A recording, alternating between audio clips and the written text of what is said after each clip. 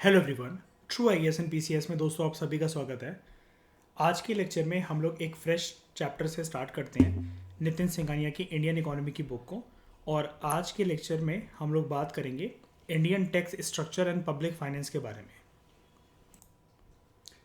तो दोस्तों काफ़ी इंटरेस्टिंग और इम्पॉर्टेंट चैप्टर ये है और आपको ये वाली चीज़ ना पता भी होनी चाहिए।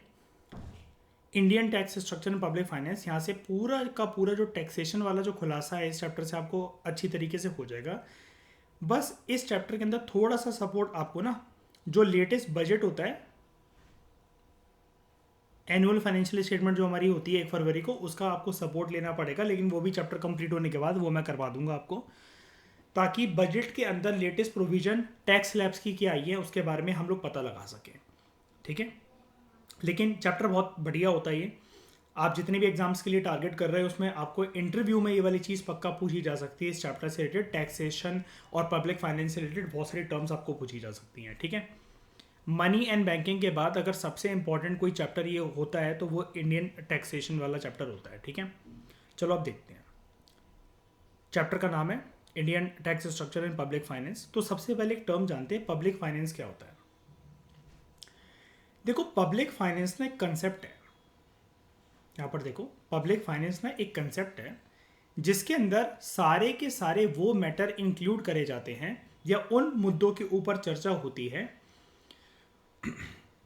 जो कि रिलेटेड है सरकार के पास आमदनी कितनी आएगी, सरकार की रिसीट कितनी होती है। मतलब रिसीट का मतलब होता है आमदनी, सरकार के पास रेवेन्यू की प्राप्ति कितनी हो रही है, और सरकार का खर्चा कहाँ का हो रहा है, सरकार का एक्सपेंडिचर कहाँ का हो रहा है, या जिसको बोलें कि सरकार को किन किन लोगों को पेमेंट चुकानी है या फिर खर्चा पानी देना है, वो चीज़। यानी कि एक साइड है रेवेन्यू, दूसरी साइड है एक्सपेंडिचर। रेवेन्यू हमेशा आता है, एक्सपेंडिचर हमेशा जेब से बाहर जाता है। और ये सारा का सारा जो पैसा होता है ये जनता का पैसा होता है। इसी से सरकार देश को चलाने का काम करती है। पहले मुझे बता दो हरनीत, क्लियर हुआ ये वाला छोटा सा कंसेप्ट रेवेन्यू और एक्सपेंडिचर का क्या है और पब्लिक फाइनेंस क्या होता है ना। पब्लिक फाइनेंस, हाँ ठीक है, पूछ लिया करो यार, ऐसे कोई दिक्कत वाली बात नहीं है। ये हम इसलिए डिस्कशन करने बैठे हैं, ये नहीं है कि कोई रिकॉर्डिंग चल रही है वो चल रही है। मुझे यूट्यूब की जनता से कुछ नहीं लेना देना है। आप लोग मेरे पास आए हो फाउंडेशन कोर्स में तो मतलब आप लोग सुप्रीम हो यहाँ पर। ठीक है, 10 बार भी पूछो कोई बात नहीं, वो रिकॉर्ड हो रहा हो, कोई टेंशन नहीं है। इमीडिएटली रोक कर पूछा करो कि सर समझ में नहीं आया, फिर से दोबारा से स्टार्ट करवाओ। ठीक है, जो ये पब्लिक फाइनेंस है ये बेसिकली सरकार के बारे में दो चीज़ों को बताता है। प्रधन्या, हरनीत, आशिमा, ये बताता है कि सरकार के पास आमदनी के सोर्सेज क्या क्या हैं, यानी कि सरकार के पास रेवेन्यू की प्राप्ति किन किन जगह से हुई, वो अभी हम देखेंगे। यहाँ से हुई होगी, इधर से हुई होगी, इधर से हुई होगी, इधर से हुई होगी। अब जो रेवेन्यू सरकार के पास प्राप्त होगा, सरकार उसको देश के खर्चे में भी तो लगाएगी ना। तो दूसरी साइड बन जाती है हरनीत इसके एक्सपेंडिचर की, सरकार की, कि सरकार के पास जो रेवेन्यू आया था अब वो किसी किसी एरिया के अंदर खर्च भी होगा। ये एरिया, ये सेक्टर, ये चीज़ ठीक करवानी है, ये हाईवे बनवाना है, ये एक्सप्रेसवे बनवाना है। तो ये सरकार के दो चीज़ें जो होती हैं, रेवेन्यू और एक्सपेंडिचर। क्योंकि ये जनता का पैसा है इसलिए इसको कहते हैं पब्लिक फाइनेंस। अब समझ में आया हरनीत? ठीक है, तो ये बेसिकली डील करता है सरकार की फाइनेंसिंग से रिलेटेड। सरकार की बेसिकली अभी एक टर्म यूज़ होगा, नीचे ही है ये टर्म, फिजिकल पॉलिसी। अभी हम आएंगे उस पर, लेकिन सरकार की फाइनेंसिंग से रिलेटेड। अभी सरकार की फाइनेंसिंग मतलब क्या है, इसी को कहते हैं हर साल आने वाला पूरे साल का आंकड़ा बताने वाला कि सरकार के पास रेवेन्यू की प्राप्ति किन किन सेक्टर से कहाँ कहाँ से होगी इकोनॉमी के अंदर। और जब उन रेवेन्यू की प्राप्ति, उस रेवेन्यू की प्राप्ति होगी सरकार को, तो सरकार खर्चा कहाँ कहाँ करने वाली है। ठीक है, इसलिए हर साल निकल कर आती है, सरकार प्रिपेयर करती है। 1 फरवरी को हमारे देश के सामने यूनियन फाइनेंस मिनिस्टर प्रेजेंट करते हैं एनुअल फाइनेंशियल स्टेटमेंट, जिसको आम भाषा में कहा जाता है बजट। प्रधन्या, हरनीत, बाकी आप लोग तो जानते ही हो। आप लोग इस बात का ध्यान रखना बजट हम लोग टर्म यूज कर देते हैं, लेकिन बजट जो टर्म है ना, it is nowhere use in the constitution. Actual जो टर्म होती है हरनीत, वो एनुअल फाइनेंशियल स्टेटमेंट होती है। लेमैन लैंग्वेज के अंदर हम लोग बजट कह देते हैं। हरनीत एक आदत डाल लेना, इन सबको भी मैंने बताया था, प्रतन्य आप भी, बजट वर्ड अपने मुंह से कभी मत निकाला करो प्रिपरेशन में। आप जब भी प्रिपरेशन कर रहे हो गवर्नमेंट एग्जाम्स की, बजट वर्ड यूज़ करना ही छोड़ दो। हमेशा एनुअल फाइनेंशियल स्टेटमेंट वर्ड ही यूज़ करके आना, वही लिख कर आना, वही बोलना।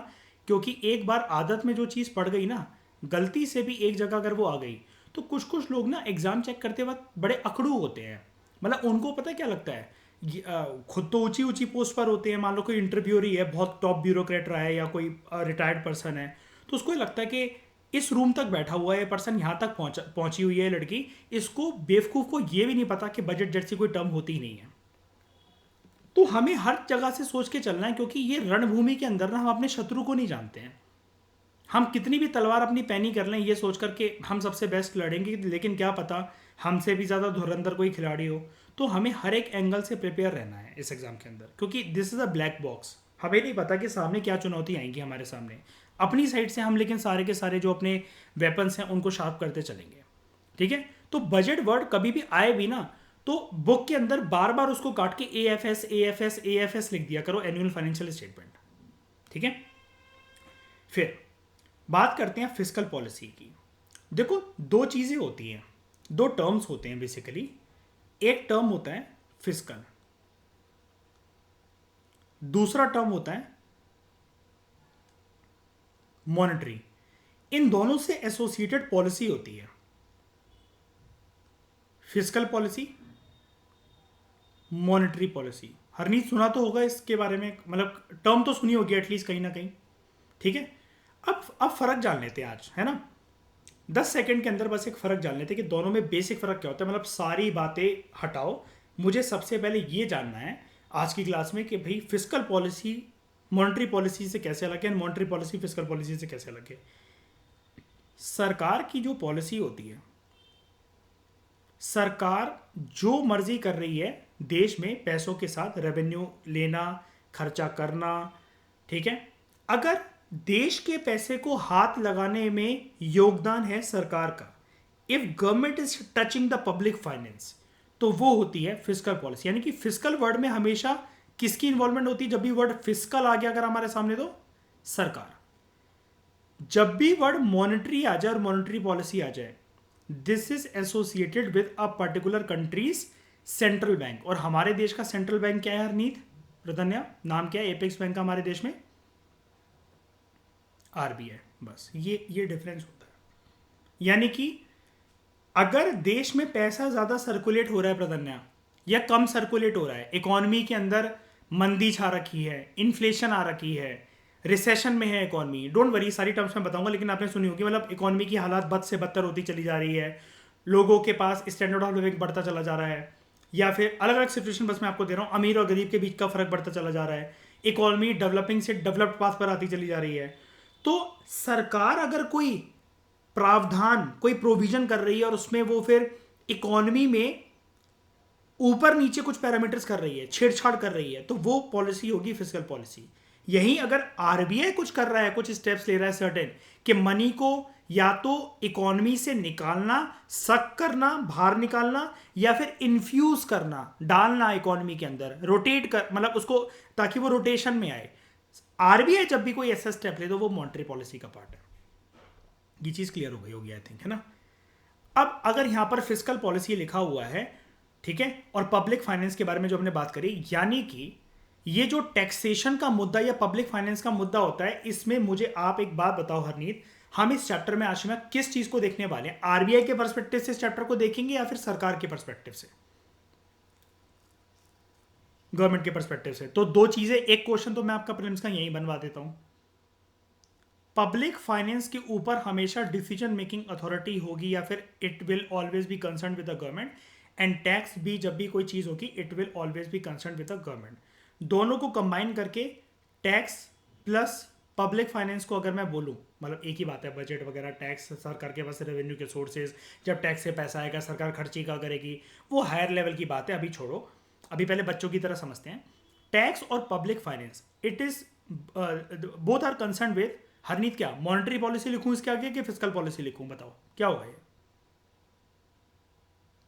अभी मैंने क्लियर कर दिया कि देखो टैक्स जो है it is concern with the government, ठीक है, और जो पब्लिक फाइनेंस है again it is concern with the government. तो हाँ प्रधन्या बिल्कुल ठीक, इट इज़ नहीं मॉनेटरी अभी तो बताया हरनीत, क्यों क्या हो गया, मॉनेटरी आरबीआई के साथ एसोसिएटेड है कोई भी चीज़। सरकार जब भी कोई चीज़ कर रही है वो टर्म होती है फिस्कल। अब कोई कंफ्यूजन तो नहीं है ना, फिस्कल पॉलिसी। देखो ऑन रिकॉर्ड एक बात मैं आप लोगों को बोल देता हूँ, स्क्रीन देखते देखते ना कभी कभार बुद्धि ना हमारी फिर जाती है, बुरा मत मानना, होता है ऐसा, बुद्धि फिर जाती है, हमें पता नहीं होता कि हम क्या लिख रहे हैं क्या बोल रहे हैं। एक छोटे सा एक है आपकी हेल्प बताता हूँ मैं, आपकी हेल्प हो जाएगी उससे, बहुत लंबे समय तक टिके रहोगे। आप ना अपने लैपटॉप पे जाओ, हमेशा ना, जैसे ये तो मैंने पीडीएफ खोल रखी है तो इसकी ब्राइटनेस कम होती है, तो अभी के लिए मैंने ब्राइटनेस इतनी कर रखी है। एक अपना रूल बना लो कि आप हमेशा 30 या उससे कम की ब्राइटनेस पे ही देखोगे कोई भी चीज़। अभी के लिए पीडीएफ क्योंकि ऐसी मैंने क्लिक कर रखी है, फोटोज कैम स्कैनर से कंपाइल कर रखा है, तो ऐसा है। दूसरा एक इंपॉर्टेंट बात और दोस्तों, थोड़े टाइम के लिए बस, कम से कम मान लो 5 से 6 दिन में आदत पड़ जाएगी आप लोगों को, ये नाइट लाइट जो होता है ना इसको ऑन कर लिया करो हल्का सा। 5-6 दिनों के लिए आपको लैपटॉप अपना येलो येलो सा धूल धूल सा नजर आएगी स्क्रीन, लेकिन ये आपकी आदत अगर हो जाएगी ना, आपकी आंखों के ऊपर स्ट्रेन नहीं पड़ेगा, दिमाग की नसें नहीं दुखेंगी, रिटेंशन पावर ज़्यादा रहेगी क्लास में बैठने की, और आप एक्चुअली क्लास के बाद भी एक एनर्जेटिक फील करोगे। वरना ये लैपटॉप की नॉर्मल रोशनी ना लॉन्ग टाइम के लिए ना आपके दिमाग की बत्ती गुल कर देगी, आप सब भूलने लगोगे, क्योंकि screens are very bad thing. इसलिए नाइट लाइट को ऑन कर लो और एक रूल बना लो, जब भी कोई नॉर्मल चीज़ देख रहे हो तो 30 मैक्सिमम ब्राइटनेस आपकी होनी चाहिए, उससे ज़्यादा नहीं होनी चाहिए। और लैपटॉप आपका एक 1 आर्म डिस्टेंस पे रखा होना चाहिए, until and unless you are not typing something या नॉट सर्चिंग समथिंग। ये 2 रूल बना लो, इस वजह से मैं इतनी लॉन्ग टाइम तक क्लासेस में टिका रहता हूँ, ठीक है। हेजी हेजी सा येलो येलो सा नज़र आएगा लैपटॉप कुछ टाइम के लिए, डोंट वरी, होने दो उसको, एडजस्ट होने दो, अपनी आंखों की परवाह करो और अपने ब्रेन की परवाह करो। सर दर्द होगा ना तो चक्कर चक्कर आने लग जाएंगे और बीपी लो होने लग जाएगा आने वाले टाइम में, बहुत सारी शिकायतें हो जाएंगी इससे, अगर आप ये नॉर्मल अगर लाइट पे अगर लैपटॉप देखोगे तो, ठीक है। अपने आप पे गुरूर मत करना, ना ही इतराना, बर्बाद हो जाओगे कि हम तो देख लेते हैं, हमें तो आदत है, हम तो एमएनसीज में काम करते हैं, इसमें काम करते हैं, उसमें काम करते हैं। अबे हट। फिस्कल पॉलिसी, तो जो फिस्कल वर्ड है ना, ये एक लेटेंट वर्ड है जिसका मतलब होता है सरकार की तिजोरी, ट्रेजर ऑफ द गवर्नमेंट, ठीक है। अब सरकार की तिजोरी जो होती है ना, वो 2 चीज़ों के लिए होती है, यानी कि हमारे घर पे भी अगर हमारी तिजोरी है, पैसा आएगा भी महालक्ष्मी माँ की कृपा से, और कुछ कुछ खर्चे भी होंगे हमारे महीने के, दिन के, साल के, कुछ प्लान्स होंगे, हम गाड़ी प्लान कर रहे हैं, घर प्लान कर रहे हैं, शादी करवानी है, ठीक है, बहुत सारे खर्चे होते हैं, है ना, लेकिन रेवेन्यू भी आएगा। तो fiscal policy basically national economic policy का एक ऐसा सेगमेंट है which is primarily concern with कि सरकार ना क्या डिसीजन ले रही है जिसकी वजह से वो इकोनॉमी के इंपॉर्टेंट पैरामीटर्स को स्टीयर करे। स्टीयर का मतलब क्या होता है, गाड़ी का हैंडल होता है ना, स्टीयरिंग कहते हैं उसको, ठीक है। इधर कैसे मोड़नी है गाड़ी, कहाँ लेकर जानी है, बैक करनी है, गियर में डालनी है, स्पीड बढ़ानी है, क्या करना है। ऐसी जब सरकार इकोनॉमी की, देश की अर्थव्यवस्था की कमांड जब अपने हाथ में संभाल के चल रही है और सरकार को लगता है कि इस सेक्टर की तरफ जाना चाहिए, उस सेक्टर की तरफ जाना चाहिए, इस पे ज़्यादा फोकस करना चाहिए, उस पे ज़्यादा फोकस करना चाहिए, रेवेन्यू का सोर्स हमें डाइवर्सिफाई करने चाहिए, टैक्स बढ़ाना चाहिए, टैक्स कम करना चाहिए, खर्चे अब जो है इन सेक्टर्स पे करने चाहिए आने वाले सालों के अंदर, हमें खर्ची जो जेब खर्ची है वो कम करनी चाहिए, सब्सिडीज़ जो है हमारी जेब से out of the pocket expenditure होता है, सब्सिडीज़ को कम कर देना चाहिए क्योंकि वो फालतू का पैसा हमारी जेब से जाता है। कुछ भी ऐसा करके साम दाम दंड भेद करके जब सरकार इकोनॉमी के वेरियस पैरामीटर्स को, वेरियस सेक्टर्स को कंसिडरेशन में लेकर, ठीक है, मद्देनज़र रखते हुए जब भी कोई डिसीजन लेती है, ठीक है, वो बेसिकली कंसर्न होता है दो चीज़ों से, कि सरकार अपने आमदनी के बारे में सोच रही है, रिसीट के बारे में सोच रही है, एंड सरकार अपने खर्चों के बारे में सोच रही है। एंड ये डिसीजन सरकार हर साल लेती है, एनुअल तरीके से लेती है। इसलिए हम लोग बजट को बोलते हैं एनुअल फाइनेंशियल स्टेटमेंट।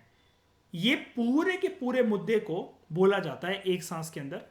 ये चीज़ है जब सरकार ऐसा कुछ भी करे, फिस्कल पॉलिसी। किसी को कोई भी दिक्कत यहाँ तक? हरनीत, एक सिंगल परसेंट भी डाउट है कुछ तो पूछो। तो फिस्कल पॉलिसी का ऑब्जेक्टिव क्या होता है?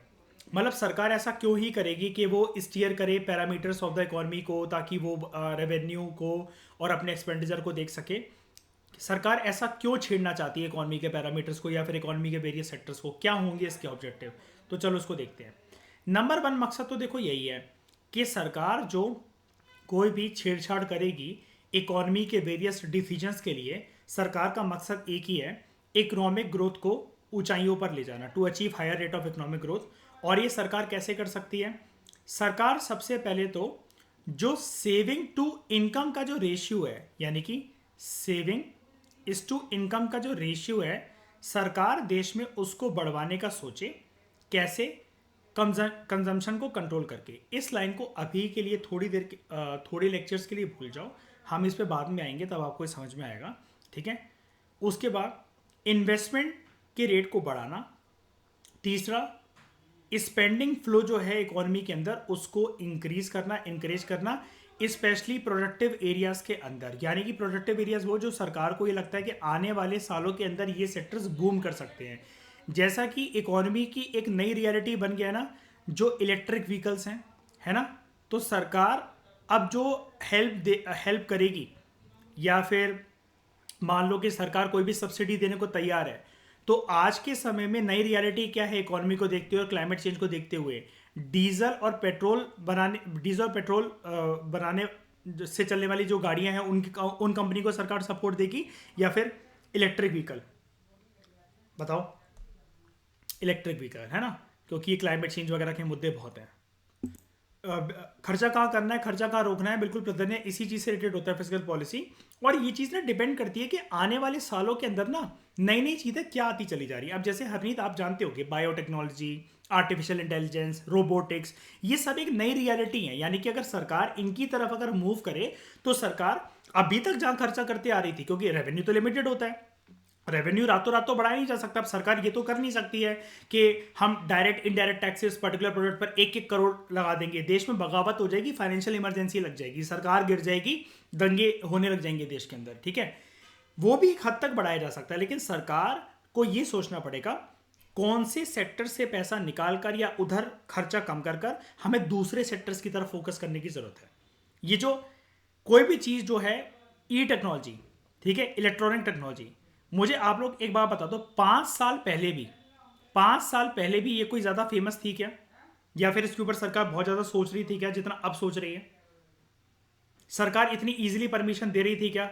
जैसे अब ये ओला की जो स्कूटियाँ आ गई हैं, या फिर चार्जिंग स्टेशंस जो सेटअप हो गए हैं, ठीक है, इतना इजी नहीं था ये, ठीक है। दूसरा ऑब्जेक्टिव क्या है? Price stability. गवर्नमेंट जो है वो फिस्कल मेजर्स को यूज करती है। अगेन यहाँ पर ऐसी कोई बात नहीं है, ऐसा कुछ सोचना मत कि फिस्कल मेजर्स क्या है। सरकार की कोई भी डिसीजन फिस्कल मेजर्स की फॉर्म में ही है। क्या है वो फिस्कल मेजर्स? नाम क्या होता है फिस्कल मेजर्स का? किस किस तरीके के होते हैं? तो देखो 2 तरीके यहाँ पर हमें दे रखे हैं। एक तो होता है टैक्सेशन, ठीक है, इससे तो रेवेन्यू आएगा। एंड दूसरा पब्लिक एक्सपेंडिचर के, सरकार का खर्चा कहाँ कहाँ होना है, कौन कौन से सेक्टर्स के अंदर होना है, जिसके बारे में अभी तक हमने पूरे लेक्चर में इन्हीं 2 मुद्दों के ऊपर चर्चा करी है। रेवेन्यू का आना एंड उसके बाद जो रेवेन्यू की प्राप्ति होगी उससे अलग अलग सेक्टर्स में खर्चा करना। तो गवर्नमेंट इन 2 फिस्कल मेजर्स को यूज करती है जनरली। और भी तरीके होते हैं सरकार के पास रेवेन्यू आने के या कुछ भी करने के, लेकिन बेस्ट सोर्स जो सरकार के पास जो कॉन्टिन्यूस सोर्स होता है वो होता है टैक्सेशन। नंबर 1 प्राइमरी सोर्स के जो सरकार की जेब बढ़ता ही बढ़ता है हर साल, क्योंकि प्यार से नहीं दोगे तो IRS ऑफिसर्स को, इंडियन रेवेन्यू सर्विस ऑफिसर्स को आपके घर भेजेंगे वो, ठीक है, इनकम टैक्स ऑफिसर्स को घर भेजेंगे छापे मारने के लिए।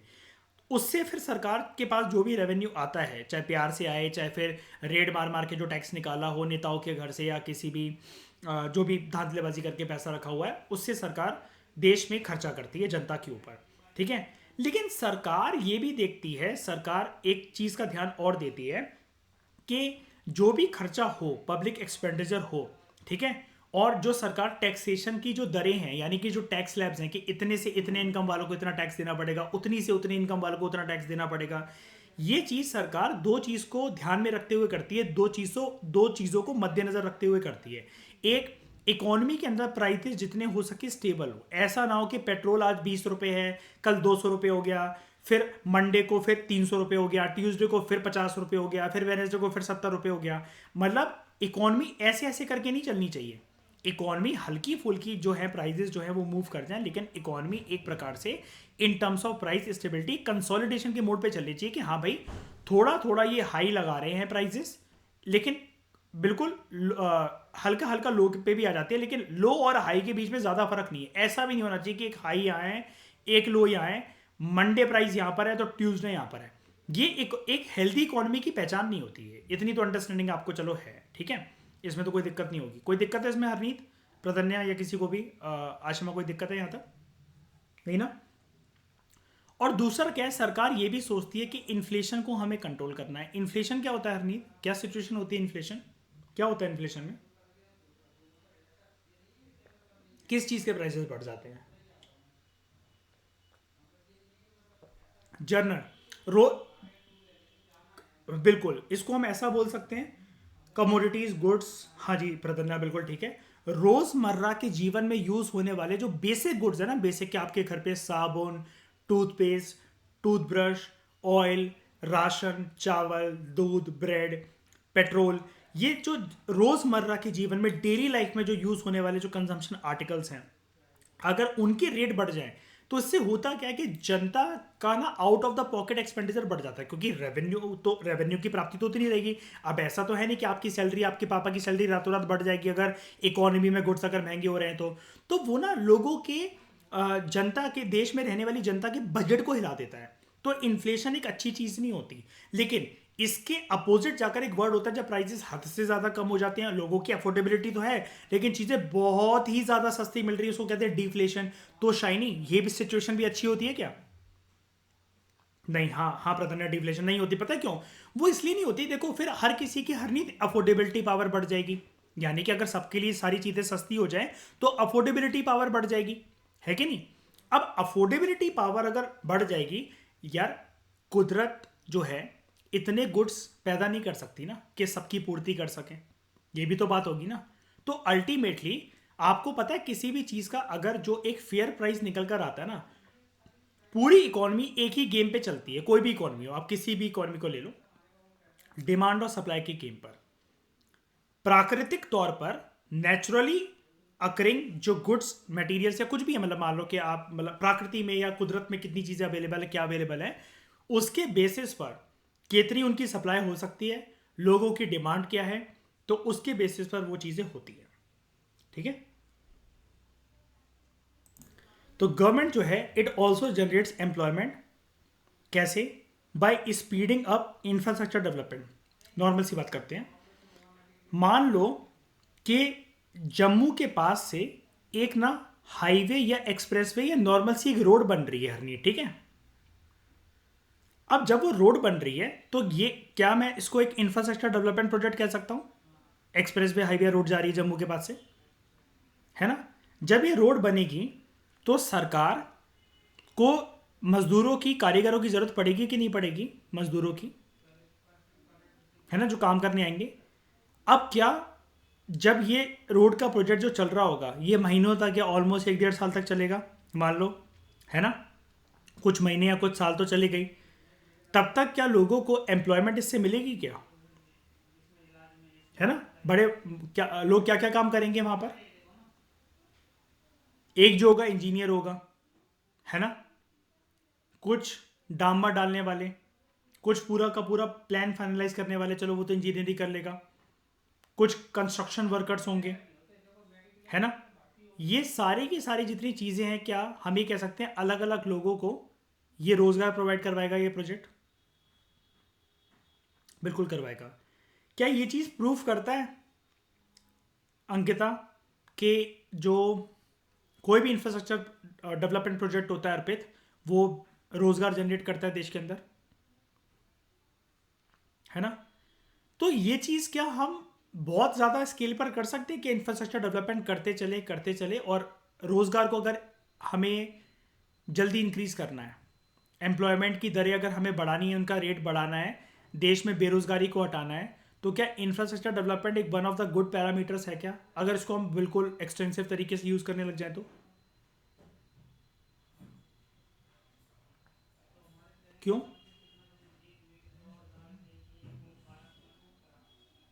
हाँ, बात वही है, क्योंकि फिर एक टाइम के बाद होगा क्या, और जगह पर दूसरे एरियाज के अंदर प्राधान्य इसका इसका दुष्परिणाम देखने को मिलेगा, इसके नेगेटिव रिपरकशंस पड़ेंगे, है ना?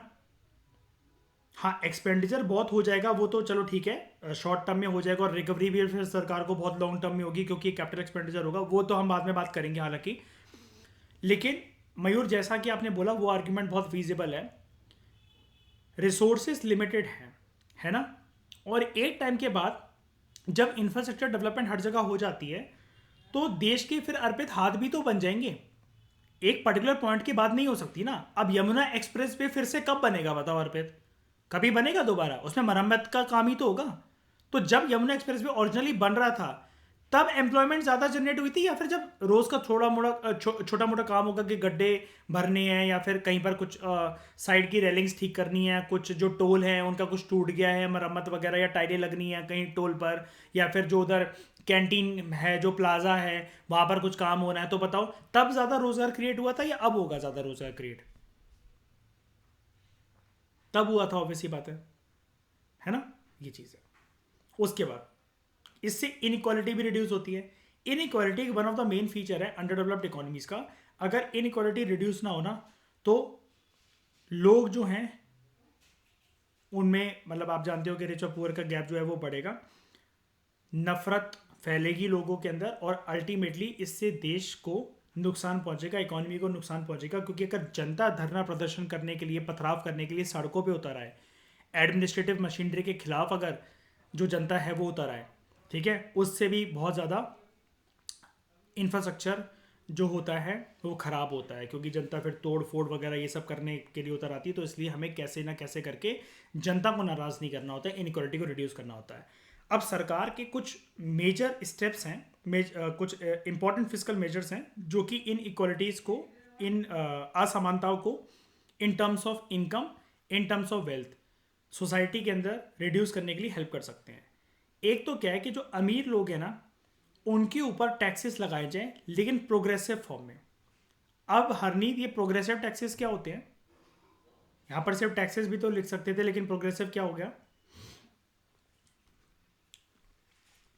Very good. अगर आपकी इनकम आज के समय में अगर 1 करोड़ है, और इस पे आपको टैक्स अगर देना पड़ रहा है 10 लाख रुपए, तो प्रोग्रेसिव टैक्स क्या होगा कि अगर आपकी इनकम 2 करोड़ हो जाए, तो आपको टैक्स कितना देना पड़ेगा? 20 लाख। ठीक है।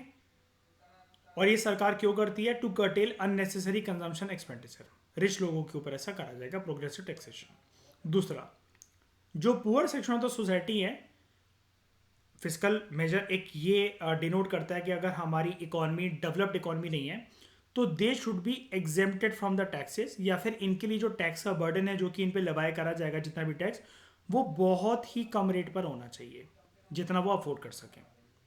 फिर जो लग्जरी गुड्स होते हैं, ठीक है, जिनको जनरली अपर क्लास वाले यूज़ करते हैं लोग इकोनॉमी के अंदर, इसको हद से ज़्यादा टैक्स करा जाना चाहिए। और इससे जो भी पैसा आएगा, प्रोसीड्स का मतलब इससे जो भी पैसा आएगा, ठीक है, इस पैसे को जो इकोनॉमी के प्रोडक्टिव सेक्टर्स हैं उसमें डाइवर्ट करा जाना चाहिए, वहाँ यूज़ करा जाना चाहिए वाला पैसा। ठीक है।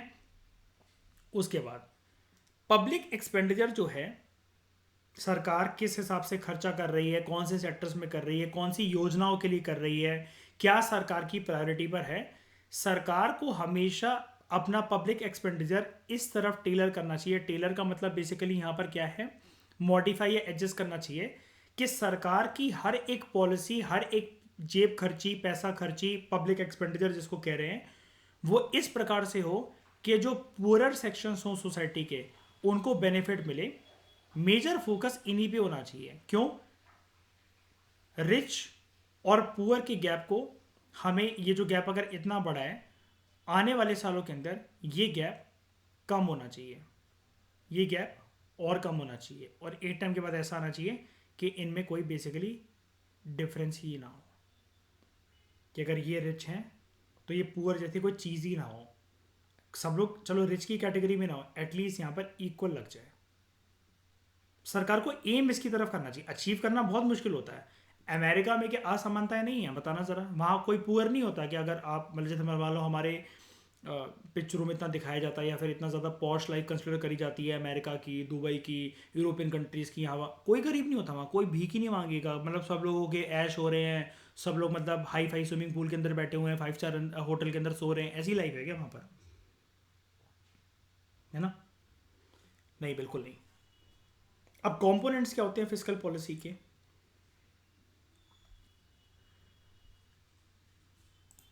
तो फिस्कल पॉलिसी के जो कंपोनेंट्स हैं वो 3 एस्पेक्ट्स के इर्द गिर्द रोटेट करते हैं, ठीक है? यानी कि सरकार जो देश को चलाने के लिए या फिर कितना खर्चा कहाँ करना है, या फिर सरकार जो एक्सपेंडिचर का सोच रही है, उसके 3 एस्पेक्ट्स होते हैं फिस्कल पॉलिसी के। नंबर 1, गवर्नमेंट रिसीट, रेवेन्यू कितना प्राप्त होगा गवर्नमेंट को। दूसरा, गवर्नमेंट एक्सपेंडिचर, सरकार खर्चा कहाँ कहाँ करेगी, किन सेक्टर्स में करेगी, कितना करेगी। And public debt, public debt का मतलब क्या होता है शाइनी? सरकार के ऊपर क्या है, सरकार के ऊपर क्या है? लाइबिलिटी, उधारी कितनी ले रखी है, और सरकार उधार कहाँ कहाँ से लेती है? आरबीआई हो सकता है वो, ठीक है, ये हम बात करेंगे, अभी आप लोगों को सबको समझ में आ जाएगा। आरबीआई से ले सकती है उधारी सरकार, और देश के अंदर भी ले सकती है क्या पब्लिक से, है ना? कैसे? थ्रू मैकेनिज्म क्या होता है, उसको क्या कहते हैं? बॉन्ड। शाबाश, चलो भाई प्रो लेवल के हो गए तुम लोग, अच्छी बात है। और बाहर वाले, हाँ, एक तो फॉरेन गवर्नमेंट्स हो गई, कह रहा बाहर वाले है ही बाकी, ठीक है, फॉरेन गवर्नमेंट्स हो गई, और इंटरनेशनल मॉनेटरी इंस्टीट्यूशंस या फाइनेंशियल इंस्टीट्यूशन जो भी हैं, जैसे आईएमएफ हो गया या फिर वर्ल्ड बैंक हो गया। आईएमएफ वर्ल्ड बैंक के पास हमारा देश गया था एक बारी, हरनीत, 1991 की बात है, जब एलपीजी रिफॉर्म्स हमारे देश में आए थे ना, लिबरलाइजेशन, प्राइवेटाइजेशन, ग्लोबलाइजेशन, या जिसको न्यू इकोनॉमिक पॉलिसी ऑफ 1991 बोला जाता है, तो सरकार ने आईएमएफ और वर्ल्ड बैंक से लोन लिया था। क्या मुझे कोई बता सकता है कितने बिलियन डॉलर का लोन था वो? 7। चलो, हर इकोनॉमी के लेक्चर में इसकी एक बार तो बात हो ही जाती है, तो आप लोगों को मुँह जुबानी याद हो गया, अच्छी बात है, ठीक है। कुछ लोग क्लासेस को बहुत सीरियसली ले रहे हैं, तो अच्छा लगता है कि उनके लिए फिर और ज़्यादा मेहनत करो, ठीक है। तो in the process of using fiscal policy, जो कंट्री है, जब भी सरकार खर्चे का सोच रही है, रेवेन्यू का सोच रही है, सरकार के ऊपर कर्जा कितना है, ये सारे पैरामीटर्स को अगर हम लोग देखें, इसके बेसिस पर कंट्री की हमें 2 तरीके की या 3 तरीके की हालत नज़र आएंगी। अगर सरकार के पास रेवेन्यू ज़्यादा है, खर्चा कम है, तो हरनीत ये कैसी सिचुएशन होगी? सरप्लस के डेफिसिट,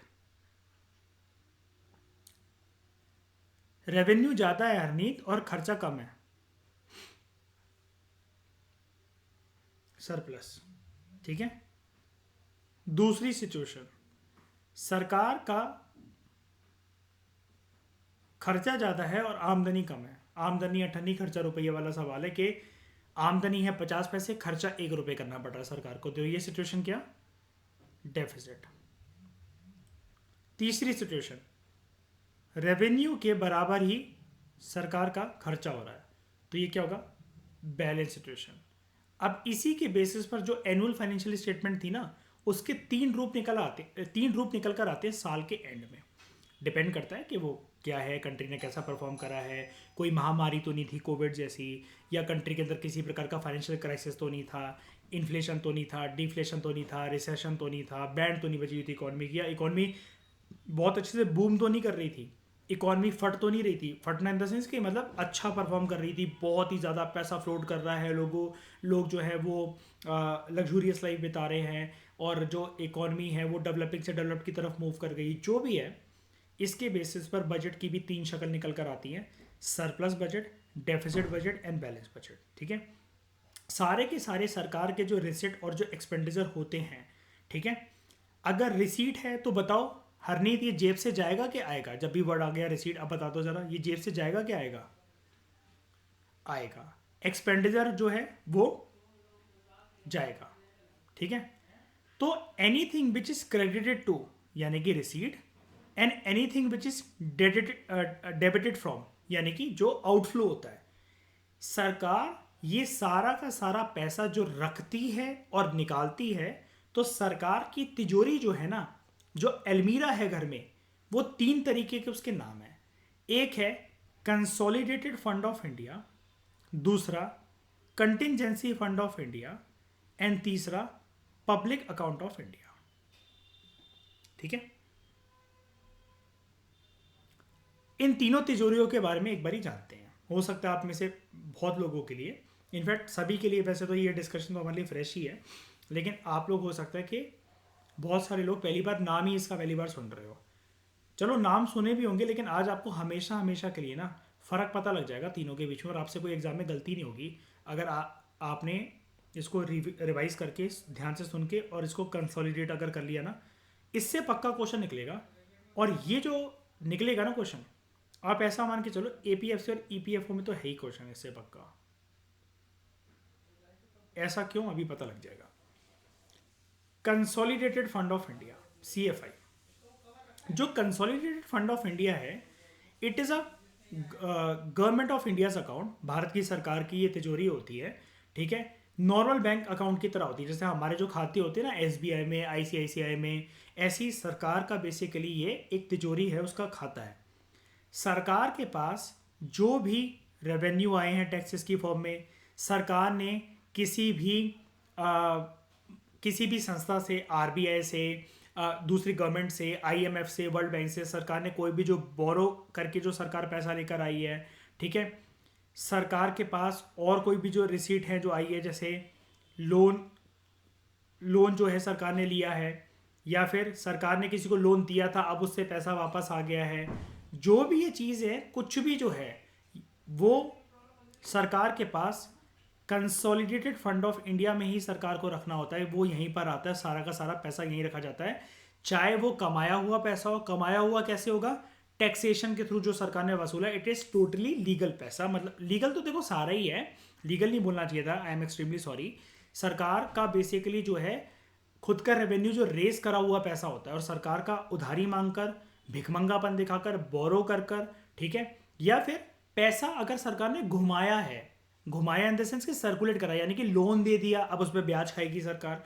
तो जितना भी पैसा आता है ये सरकारी तिजोरी में, जिसको हम लोग कहते हैं कंसोलिडेटेड फंड ऑफ इंडिया, यहाँ पर डिपॉजिट होता है।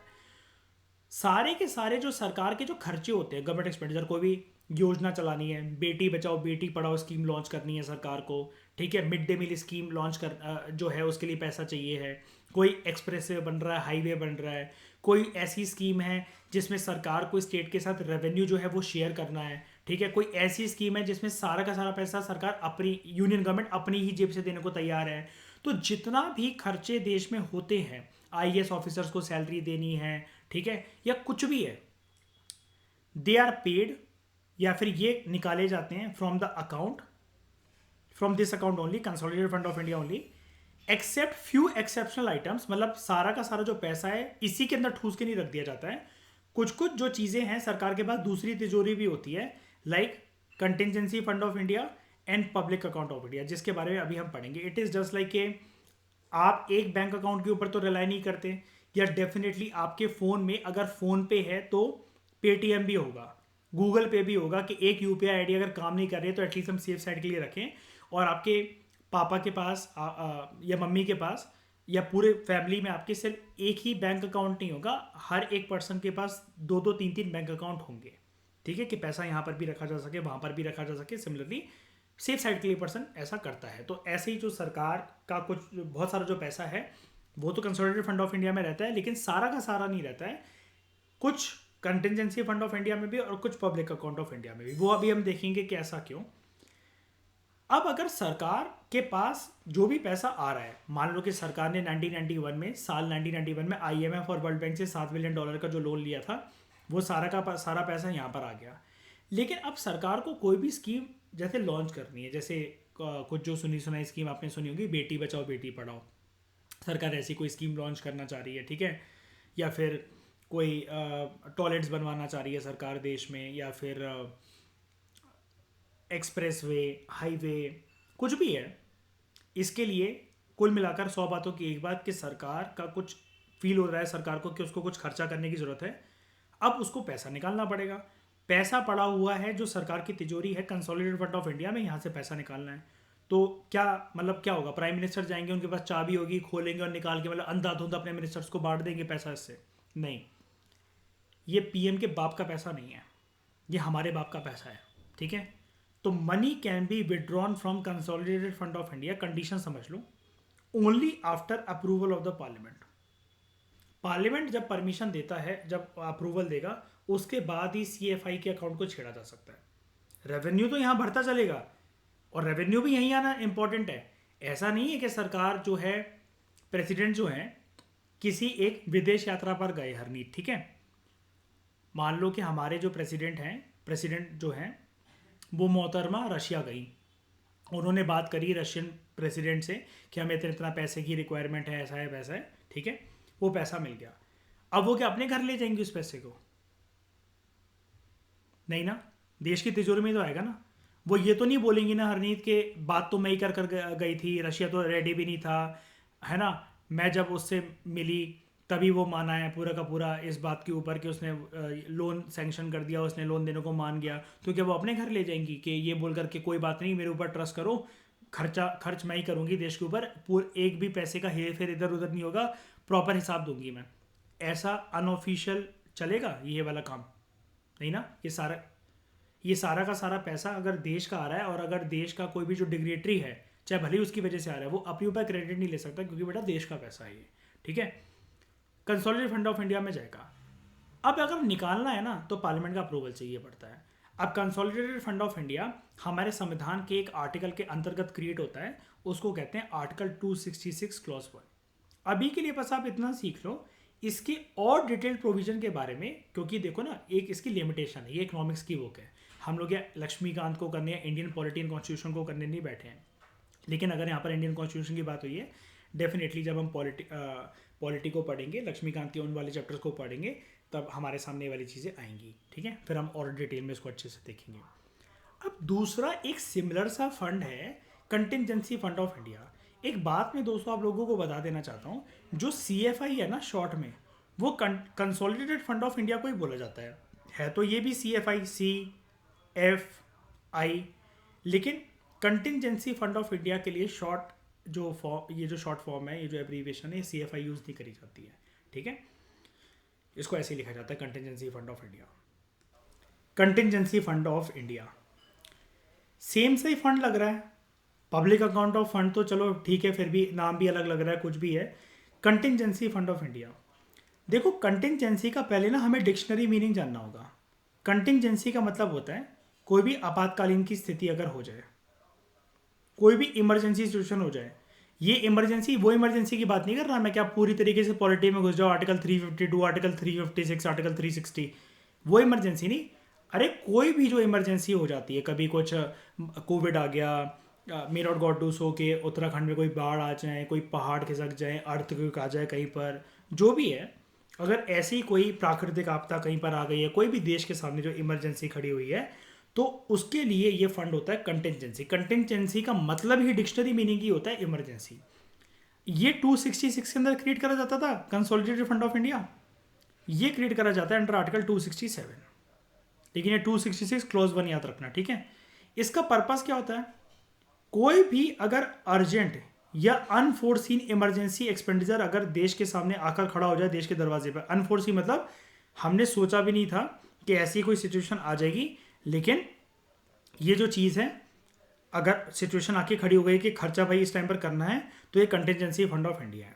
अब कंटिजेंसी फंड ऑफ इंडिया मतलब क्या, आपके बैंक अकाउंट में सेविंग्स वगैरह में कुछ पैसे पड़े हुए हैं, और कोई भी एक चीज़ है कि आपको इमीडिएटली कोई भी एक चीज़ खर्चा आ गया, एक नया खर्चा आ गया है, मान लो कि आपके पापा जो हैं वो टाउन से बाहर हैं और आपको मकान मालिक को किराया देना है, तो अकाउंट में पैसा पड़ा हो तो उन्होंने बोला कि आपसे कि तू दे दे, जब मैं वापस आऊँगा मैं तेरे को दे दूंगा, ठीक है।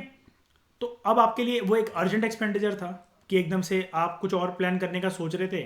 हो सकता है आपके निब्बे निब्बियों का वैलेंटाइंस डे आ रहा हो या एनिवर्सरी आ रही हो, आप उसके लिए पैसा जोड़ रहे थे, अब पापा ने बोल दिया कि मैं आके दे दूंगा, और मकान मालिक आकर खड़ा हुआ है तो उसको आपको पैसा देना पड़ा। अब आपके लिए तो अर्जेंट ही है ना एक तरीके से, ऐसे ये देश के सामने कुछ भी आ जाए। अब आपको तो पता नहीं था कि पापा ऐसा फ़ोन करके बोल देंगे या पापा उसी टाइम पर बिजनेस के सिलसिले से बाहर चले जाएंगे, ये चीज़ है, ठीक है। जो कंटिजेंसी फंड ऑफ इंडिया है, इसकी देखरेख कौन करता है? इसकी एक तरीके से जो चाबी है ना वो राष्ट्रपति के हाथों में होती है। It is at the disposal of the president of India. लेकिन वो भी इसमें से पैसा निकालने की परमिशन, ये नहीं है कि सरकार को कुछ भी लगे कुछ भी बोल के पैसा निकाल लिया कि भाई के द्रौपदी मुर्मू जी ये इमरजेंसी है हमें पैसा निकाल कर, तो ऐसा नहीं, ठीक है। लेकिन फिर भी प्रेसिडेंट आप जानते ही हो एक नॉमिनल हेड होता है। प्रेसिडेंट ना प्रधन्या, मैं इन लोगों को बताता हूँ, हरनीत आप भी सुनो, दो काम के अलावा ना कुछ भी काम वो अपनी मर्जी से नहीं कर सकता। क्या? एक सांस लेना एंड दूसरा सूसू जाना। सांस और सूसू के अलावा उसको हर चीज ना प्रधानमंत्री और उनके मंत्रिमंडल से पूछ के ही करनी पड़ती है। सिर्फ दो ही चीज़ों में उसकी डिस्क्रिशनरी पावर है वैसे प्रॉपर तरीके से अगर देखा जाए, बाकी हर पावर में उसकी किंतु परंतु। उसको खुश करने के लिए, जैसे मतलब मान लो मैं किसी को खुश कर दूं कि आज से फाउंडेशन कोर्स तुम संभालोगे, है ना, और फिर मैं उसको बोलूं कि बेटा अगर अच्छा नहीं पढ़ा है तो गोली सर पे उसकी गोली रखी हुई है, एक भी फैक्ट अगर गलत पढ़ा है तो ट्रिगर दबा दूंगा मैं। तो यानी कि प्रेसिडेंट जो है ना सांस और सूसू करने के अलावा कुछ भी अपनी मनमर्जी का नहीं कर सकता, ठीक है। अब ये जो चीज़ है ना, लिख तो दिया इस लाइन ने बोल्ड करके, ब्लू में बोल्ड करके, at the this fund is at the disposal of the राष्ट्रपति ऑफ इंडिया, ठीक है भाई। लेकिन who acts in this regard on the advice, बात वही आ गई ना कि आपको पूरी लिबर्टी दे दी, लेकिन फिर भी अगर आपको मम्मी पापा से पूछना पड़ता है हर एक काम के लिए, तो काय की फ्रीडम है फिर आपके पास, काय की लिबर्टी है, फिर आप किस बात के बड़े हो, ठीक है। President has to act on the advice of prime minister and his और हर कैबिनेट। इस अमाउंट से, सॉरी, इस अकाउंट से अगर कोई भी अमाउंट विड्रॉ करना है, इस फंड से, कंटिजेंसी फंड ऑफ इंडिया से अगर कोई भी अमाउंट विड्रॉ करना है, आपको पार्लियामेंट का अप्रूवल चाहिए पड़ता है। ये तो ऊपर भी चाहिए पड़ता था, देखो लिखा हुआ है only after the approval of the parliament. यहां पर आपको पोस्ट फैक्टो अप्रूवल चाहिए। सीएफआई में ऐसा नहीं करना होता है। यानी कि अब मैं इस चीज को क्लियर करता हूं आपको। पहले देखो क्या है, यहां पर आपको ना चाबी ही नहीं मिलेगी।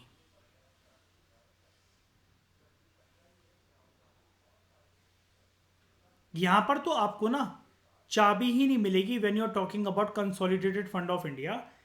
आपको पार्लियामेंट अप्रूवल दे दे, उसके बाद आप चाबी ले लो। ये एक ऐसी चीज है, एक एग्जांपल से मैं आपको समझा देता हूं। पापा के पर्स से आपको पैसे निकालने हैं, तो आप एक बार जाके उनसे पूछोगे कि पापा मुझे कॉलेज जाना है या ऐसा ऐसा काम है, मैं आपके पर्स से 2,000 रुपये, 5,000 रुपये या 500 रुपये निकाल लूँ, ठीक है। अब क्या है,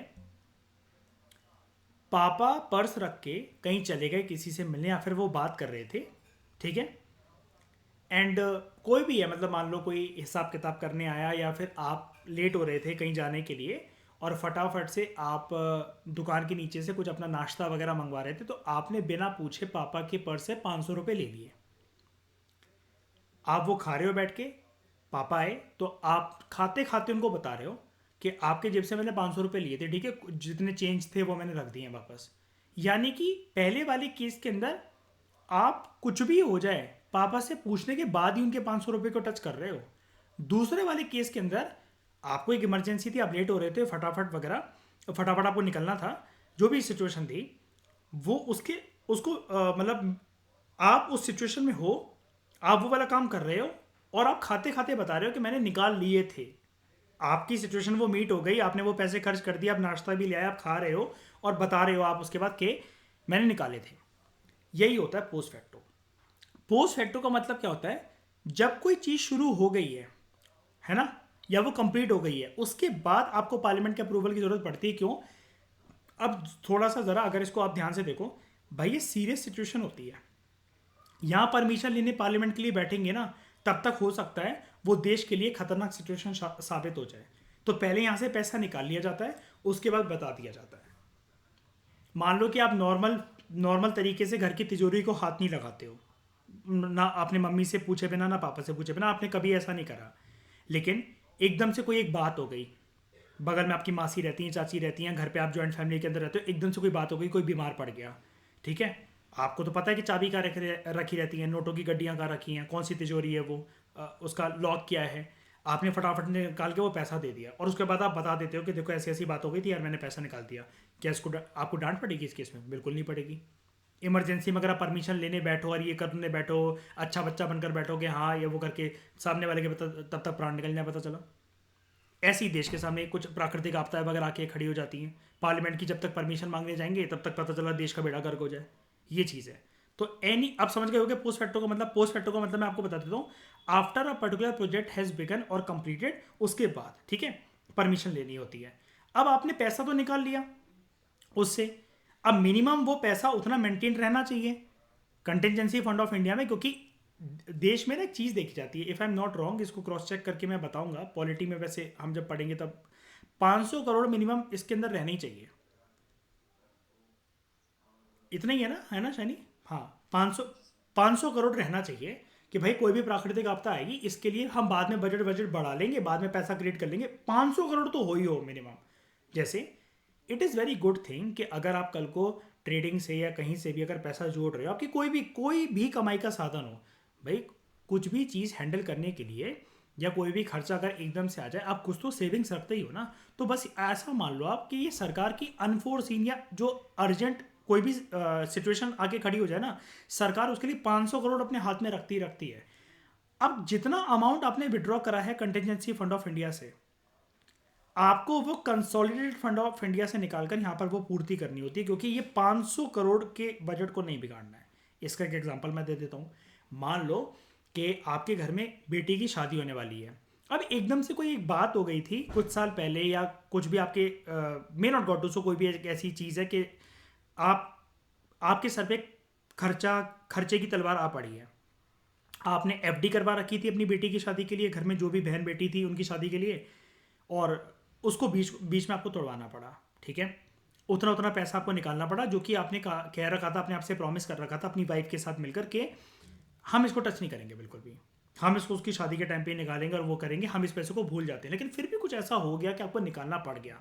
अब जितना निकालना पड़ गया, उसके बाद आपकी वाइफ ने आपको समझाया, या फिर जो भी आपने डिसाइड करा अपनी वाइफ वगैरह के साथ कि इतना पैसा हमने निकाला था, फिर से भूल जाते हैं और जितना पैसा था उतना फिर से डालकर इसकी फिर से एफडी करवा देते हैं। ये वही चीज़ है कि any amount withdrawn from the contingency fund of India, उसको रिटर्न करना पड़ता है from the consolidated fund of India. ये जो है पूरा का पूरा देखता कौन है? हमने तो देखा था it is at the disposal of the राष्ट्रपति, लेकिन राष्ट्रपति जो है वो बिजी होता है, ये वाली जिम्मेदारी वो फाइनेंस सेक्रेटरी को दे देता है। यानी कि लेयर देख रहे हो कंटिजेंसी फंड ऑफ इंडिया में तिकड़म कितनी है? बाप है ऊपर पीएम प्लस कैबिनेट, नीचे दिखाने के लिए जो अप्रूवल की जो चाबी दे रखी है राष्ट्रपति को, राष्ट्रपति भाई साहब बिजी हैं, ये वाला काम कर रहा है finance secretary. And finance secretary कौन सा वो पर्सन है, इसके सिग्नेचर कौन से नोट पे होते हैं, कौन से सिक्के या कहीं पर होते हैं? 1 रुपये की नोट पर इसके होते हैं। नहीं नहीं, 2 रुपये पे नहीं होते हुए, 1 रुपये पे ही होते हैं। 2 रुपये की तो पावर होती ही नहीं है सरकार के पास नोट प्रिंट करने की। नहीं नहीं, सिर्फ 1 पे होते हैं, ठीक है। अच्छा, 1 रुपये की आजकल प्रिंटिंग हो रही है? नहीं हो रही। क्यों नहीं हो रही? मुझे क्या पता, ठीक है। Department of economic affairs on the behalf of the राष्ट्रपति।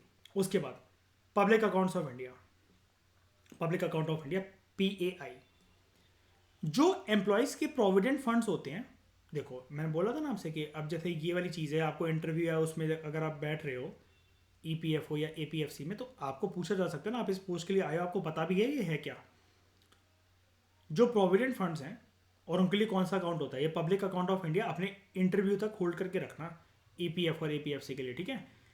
एम्प्लॉयज़ के जो प्रोविडेंट फंड है या जो स्मॉल सेविंग्स हैं, वो यहाँ पर रखे जाते हैं पब्लिक अकाउंट ऑफ इंडिया में। ये वाला फंड ऐसा बोला जाता है कि सरकार को बिलोंग नहीं करता, बिकॉज फ्यूचर में सरकार को इसको राइटफुल ओनर्स को देना पड़ता है निकाल कर। क्यों देना पड़ता है अभी बताता हूं। Any withdrawal from this account it does not require the parliaments approval, क्योंकि जिस दिन आपका रिटायरमेंट है ना, आपको विद इन अ वीक पूरा का पूरा अपना जो अमाउंट होता है, क्या कहते हैं उसको, रिटायरमेंट के टाइम पर एक साथ जो मिलता है, मैं टर्म फॉरगेट कर रहा हूँ, रिटायरमेंट, हाँ ग्रेट्युटी, ठीक है ठीक है। तो ये जो है आपको पूरा का पूरा मिलता है। And public account of India जो है it is formed under article 266 clause 2। अब देख रहे हो 266, देख रहे हो एक क्लॉज में पूरा गेम बदल जाएगा आपका। क्लॉज 1 है consolidated fund of India, clause 2 है public account of India, and 267 है कंटिजेंसी फंड ऑफ इंडिया। हमें लेकिन ये जो फ्यूचर वाली जो बातें कर रहा था कि देना पड़ेगा, ठीक है, सरकार को, और ये पैसा सरकार का होता ही नहीं है, ना ही इसके लिए पार्लियामेंट के अप्रूवल की ज़रूरत है, समझ में नहीं आई ये वाली बात मुझे अच्छे से, क्योंकि मुझे ये टर्म समझ में नहीं आ रही कि प्रोविडेंट फंड क्या होता है। जिन लोगों को पता है अच्छी बात है, जिनको नहीं पता है मैं बताता हूँ आपको। जो प्रोविडेंट फंड है ना दोस्तों, वो एक प्रकार से एक इन्वेस्टमेंट फंड होता है। आप ना जब भी कोई सरकारी अधिकारी होते हो, बहुत सारी कंपनीज भी ऐसा करती हैं, लेकिन फिलहाल हम सरकार की बात करते हैं, ठीक है। आप जब भी सरकारी अधिकारी होते हो, आपके सैलरी स्लिप जो कि आपको हर महीने मिलती है ना, उस पर जितना अमाउंट लिखा रहता है उतनी हाथों में वो पूरा अमाउंट नहीं मिलता। Do you agree Harneet? ऐसा होगा है ना। वो बेसिकली क्या होता है, आपका कुछ अमाउंट ना चाहते हो भी आप उसको मना नहीं कर सकते कि नहीं मैं तो नहीं दे रहा हूँ, मुझे तो पूरे चाहिए, मैं क्यों हर महीने के 1200 ऐसे करके देता रहूँ मैं बेफालतू के अंदर, उसमें आपकी चलेगी ही नहीं, ठीक है। वो बेसिकली सरकार ना आपके फायदे के लिए ये वाला काम कर रही है। कैसे? कुछ पैसा आपने पूल करा इस फंड के अंदर, कोई कोई जो प्राइवेट कंपनियां होती है ना, वहां पर एम्प्लॉयर के लिए भी होता है, लेकिन अभी के लिए मान लो कि कुछ पैसा हर महीने ना चाहते हुए भी आपको देना ही पड़ रहा है, और कुछ पैसा स्टेट यानी कि सरकार की तरफ से पूल होता है, और ये पूरा का पूरा जो अमाउंट होता है दिस प्लस दिस, ठीक है, इसको कहते हैं, जितना आपके रिटायरमेंट तक जो पूरा होता है लंप सम अमाउंट, ये हर एक एम्प्लॉय को पेड करा जाता है at the time of retirement. At the time of retirement एक तो वो मिल जाता है आपको, आप चाहो तो पूरा लमसम ले लो, और जिसको लमसम नहीं लेना है या थोड़ा बहुत लमसम लेने के बाद बाकी आप अमाउंट की अपनी क्या करवा सकते हो जिंदगी भर, जब तक आप शमशान घाट नहीं पहुंचोगे तब तक क्या करवा सकते हो, पेंशन बनवा लो। अब इसके ना बड़े सारे प्रोविजन आ गए हैं। तो दोस्तों देखो क्या है बात, मैं आपको एक चीज क्लियर कर देता हूँ। थ्योरेटिकली अब जो किताबों में आपके दे रखा होता है प्रोविडेंट फंड वगैरह, अभी ऐसे वर्क नहीं करते। कभी कभार ना अब ना सरकार ने ऑप्शंस खोल दिए कि मान लो कि रिटायरमेंट के बाद ना आप ये चाहते हो कि यार मुझे पेंशन वेंशन नहीं बनवानी है, एक साथ 2 करोड़ दे दो मुझे, ठीक है, ये अब ये भी अलाउड है। आप चाहो तो ये कह सकते हो कि 50 लाख दे दो, 1.5 करोड़ की पेंशन बांध दो मेरी इतने इतने टाइम तक, वो भी अलाउड है, ठीक है। हर चीज़ अलाउड है। अब ना ऑप्शंस बहुत सारे खुल गए हैं। अगर आपको ये लगता है कि 2 करोड़ एक साथ आ जाए, मैं मकान वकान डाल के किराया विराया खाने लग जाऊंगा और वो करने लग जाऊंगा, तो वो भी सरकार आपके लिए कर देगी रिटायरमेंट के टाइम पर, ठीक है। ये चीज़ होती है। उसके बाद ये चीज़ तो कवर हो गई। हाँ, तो यानी कि जो गवर्नमेंट रिसीट्स, अच्छा कोई डाउट तो नहीं आया यहाँ पर, बता दो ज़रा, कोई डाउट तो नहीं? आगे बढ़ सकता हूँ मैं? छोटी सी चीज़ एक और रह गई है, जल्दी बोलो। हाँ कि ना? गूंगो बोलो, बोलो गूंगो बोलो। हाँ, जो गवर्नमेंट रिसीट्स है उसके क्या क्या कंपोनेंट होते हैं। एक होता है रेवेन्यू रिसीट, ये रेगुलर होता है नेचर के अंदर, जो सरकार को रेगुलरली मिलता रहता है। एक होते हैं capital receipt, they are receipt only once या फिर इरेगुलर होते हैं नेचर के अंदर। कैपिटल रिसीट मतलब बेसिकली क्या है, सर जो कैपिटल वर्ड किसके साथ एसोसिएटेड होता है, लॉन्ग लॉन्ग टर्म के शॉर्ट टर्म? Long term. क्या हो गया मयूर? एंड रेवेन्यू वर्ड किसके साथ एसोसिएटेड होता है?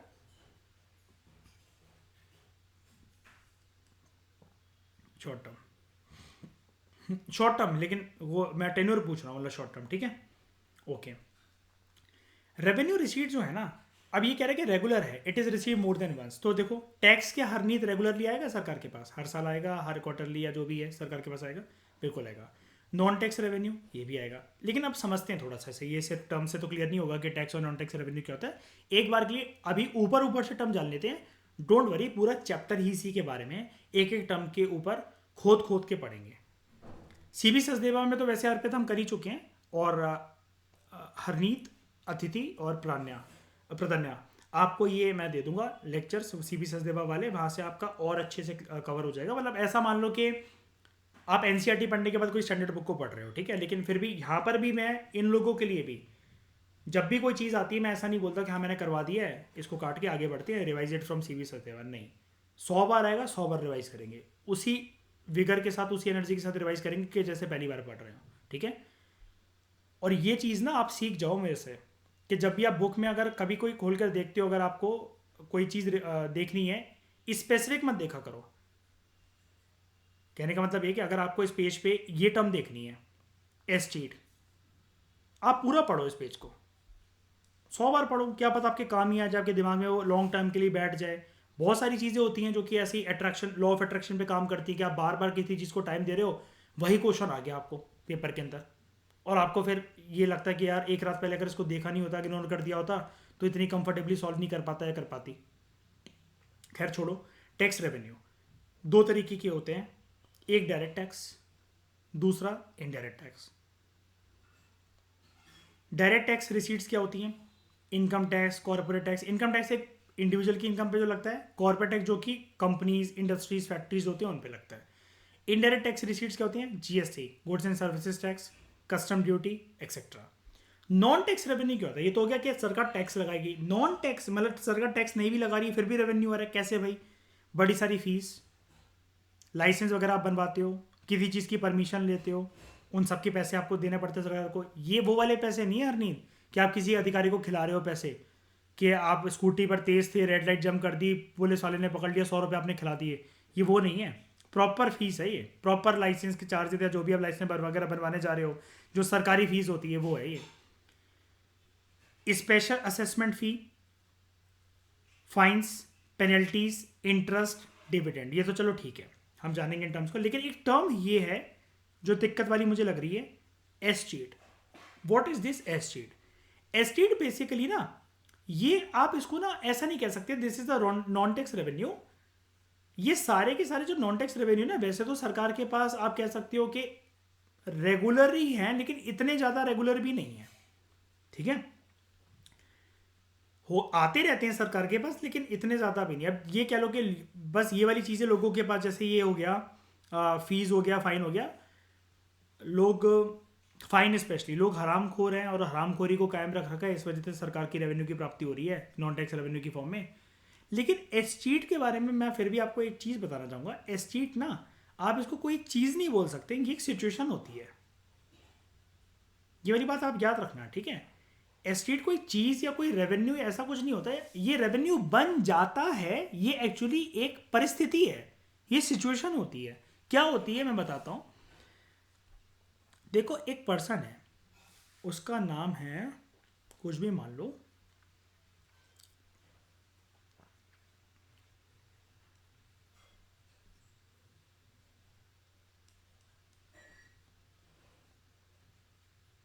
मदन लाल खुराना नाम है एक पर्सन का। ऐसा एक केस हुआ भी था रिसेंटली। केस क्या मतलब, बाद में उसके लीगल हायर निकल आए थे, तो पता मतलब सरकार के लिए थोड़ा सा प्रॉपर्टी वापस करने वाली बात पड़ गई थी। लेकिन फिर भी मैं आपको एक बात बताता हूँ। एक पर्सन है, मान लो कि मदन लाल खुराना उसका नाम है। अब यहाँ पर क्या है, इस पर्सन की थी बहुत बड़ी कोठी, मतलब क्या बताओ कि एकड़ एकड़ में फैल रखी थी, बहुत ज़्यादा इसके पास प्रॉपर्टी थी। आप कुछ भी मत करो, मदन लाल खुराना को गोली गोली मारो 1 मिनट के लिए, आप ना एंटरटेनमेंट मूवी की तरफ अपना ध्यान ले जाओ, कुत्ते के पास जो पूरी वसीयत चली आती है, ठीक है। यहाँ पर क्या है कि जो एक प्रॉपर्टी होती है ना, अब जो प्रॉपर्टी है, हरनीत आपका कोई भाई बहन है? बड़ा है, छोटा, क्या बहन है, क्या है? भाई है, छोटा, कोई बात नहीं, फिर भी प्रॉपर्टी मत छोड़ना अपनी, ठीक है। अशोका की तरह उसका भी कत्ल कर दो, सारी प्रॉपर्टी तुम्हारी हो जाएगी।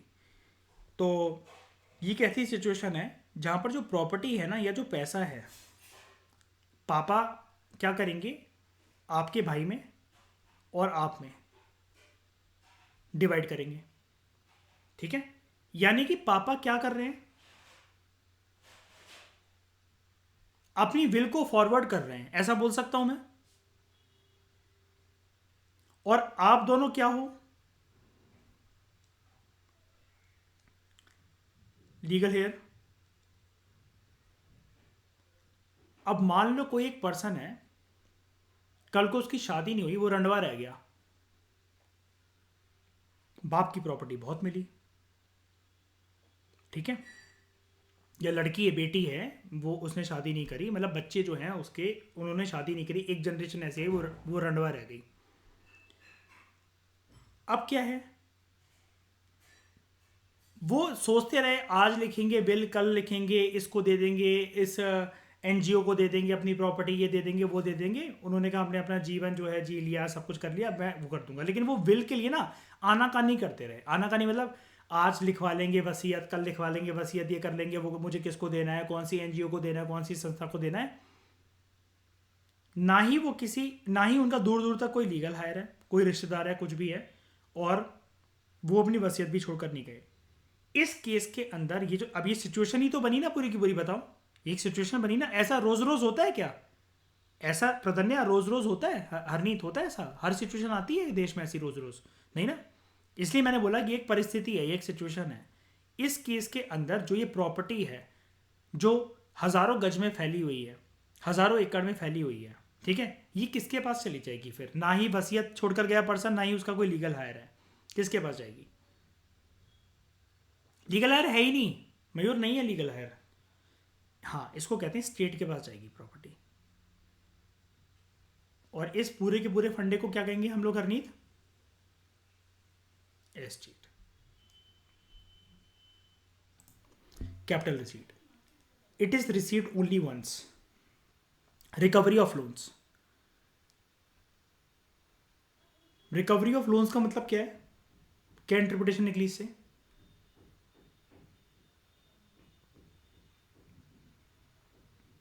अरे वाह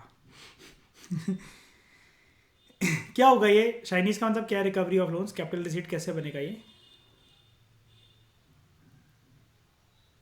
हाँ, तो ये रिकवरी ऑफ लोन्स क्यों लिखा हुआ है। हाँ हाँ, तो उसको क्या बोलते हैं हम लोग, देखो जब भी कोई प्रदन या कोई भी लोन होता है ना, उस पर एक तो प्रिंसिपल अमाउंट देना पड़ता है, लेकिन लोन के साथ साथ हमेशा, मान लो कि लोन लिया ही था 20 लाख का, एक एग्जांपल के लिए मान लो 20 लाख, चलो सरकार का है ना, तो 20 लाख करोड़ कर देते हैं फिर, चलो ठीक है। प्रिंसिपल अमाउंट मतलब क्या है कि इतना तो वापस देना ही पड़ा।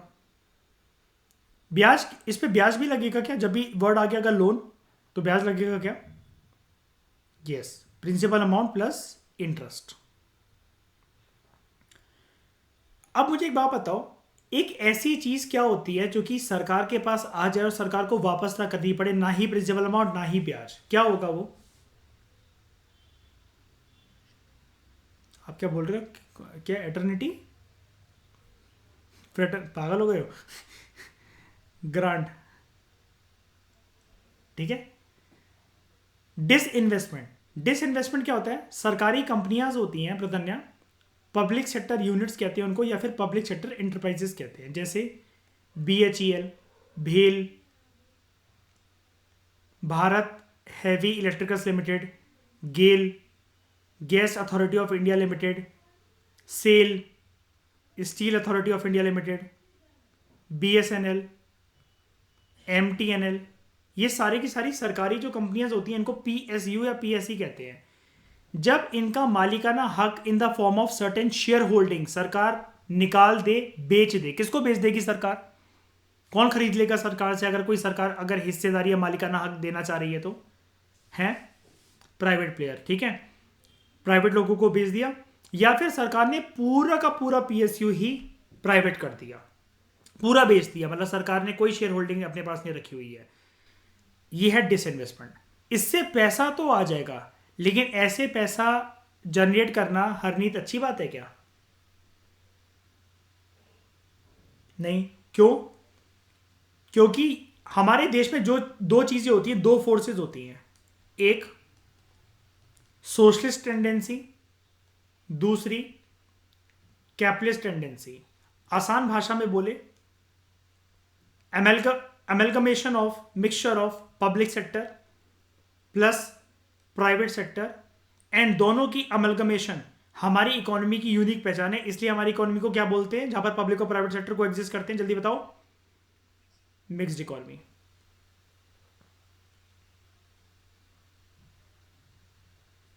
प्रसन्न, इसमें कोई डाउट तो नहीं है? हरनीत, कोई दिक्कत है मिक्स्ड इकोनॉमी टर्म में?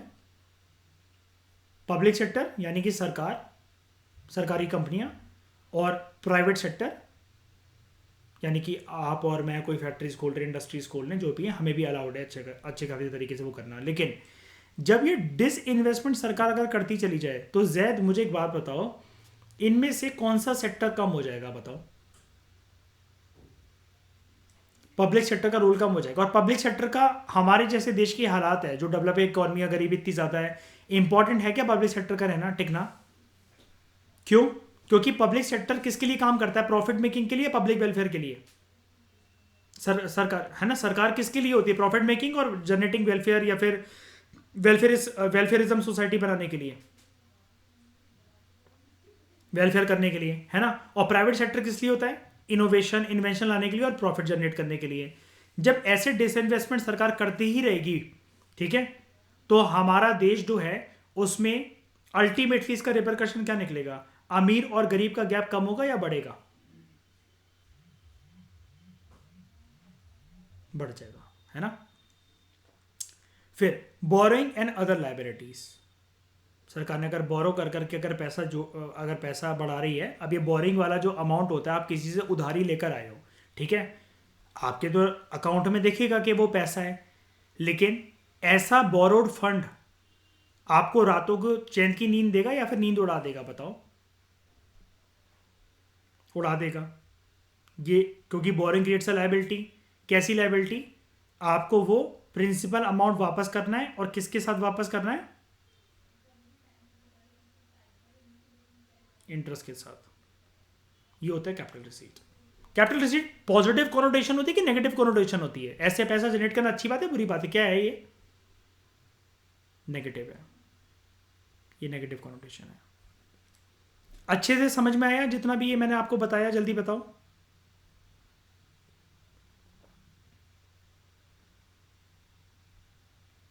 हाँ कि ना?